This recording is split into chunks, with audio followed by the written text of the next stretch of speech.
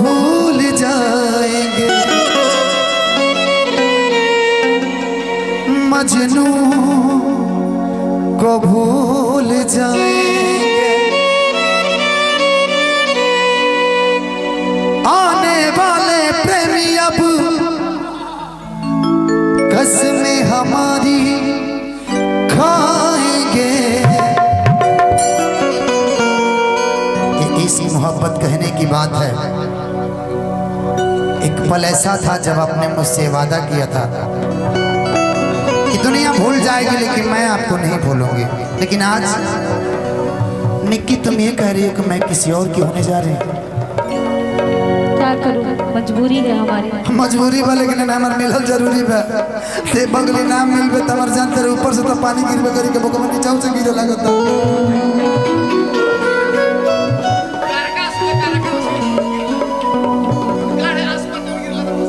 पसीना नीचे ले चल जाता है। लड़के कहता सुना, आखिर प्यार काहे दिखौलो जो हमसे ना करे करे, जब तरह के और के होके करे तो ख्वाब सपना काहे दिखौलो। प्यार काल भी रहे और आज भी बा ना, बस मजबूरी बा हमार, समझ। तो तू वो बात कह देलू कि केहू के दिल आज टूटल होई तबे डोली उठल होई। गौरी हमरा गीत याद आ गया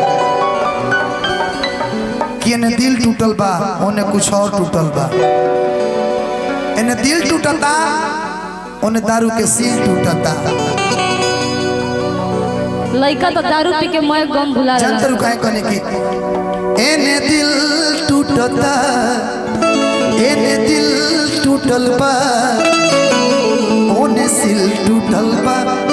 लड़का खिस में कहता सुना पगले, जानता रे सिल काहे टूटल बा, दारू लिया के बड़ा सिल तोड़ के पियता नहीं। लेकिन तारा खाती कहब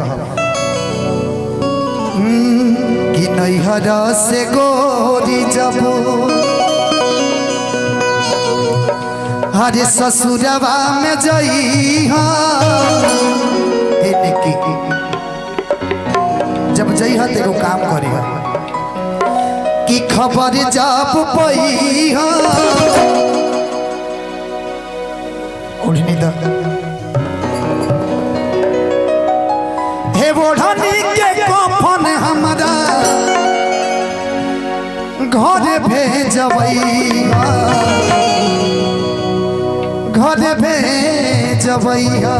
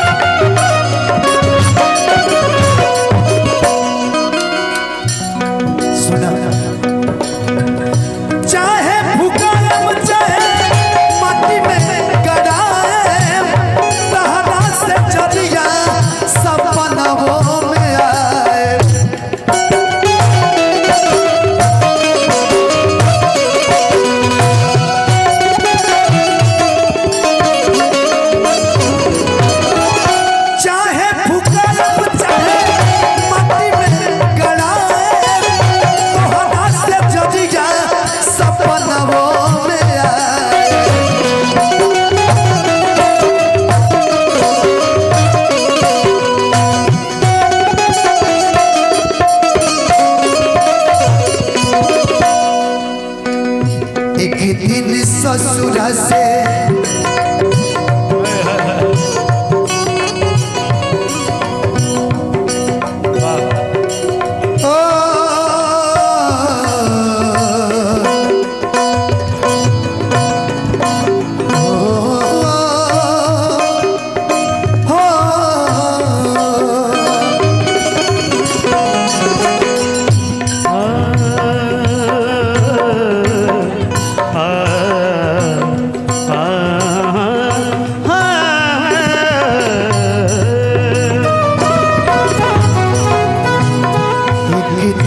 ससुरा से नैहरा में अइहा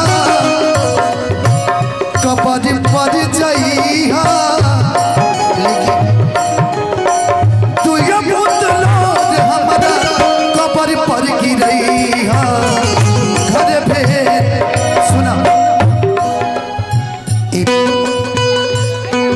ई लकड़ी वो टाइम पर रखले रह जब हमार अंतिम विदाई हो जाए तो मेरा आमे के लकड़ी तोरा पिघल जाला। क्या बात है? पंच लकड़ी जौन कहल जाला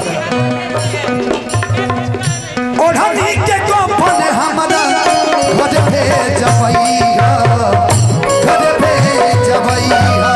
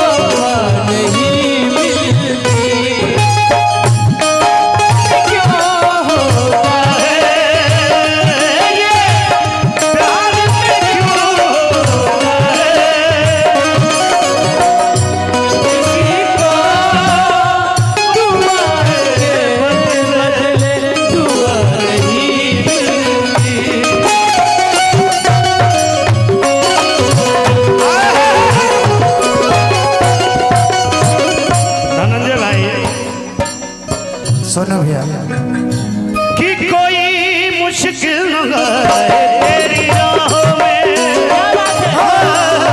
खुश होके जाओ अपनी मंजिल की बाहों में कोई मुश्किल न आए तेरी राहों में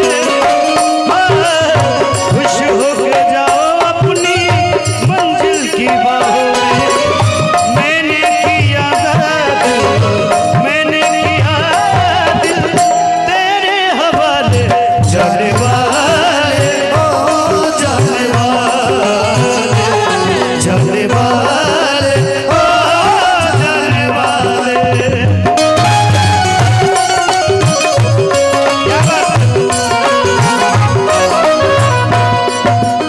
लेकिन मैं एक लाइन कहूंगी धनंजय जी जी पाया जो खत मेरा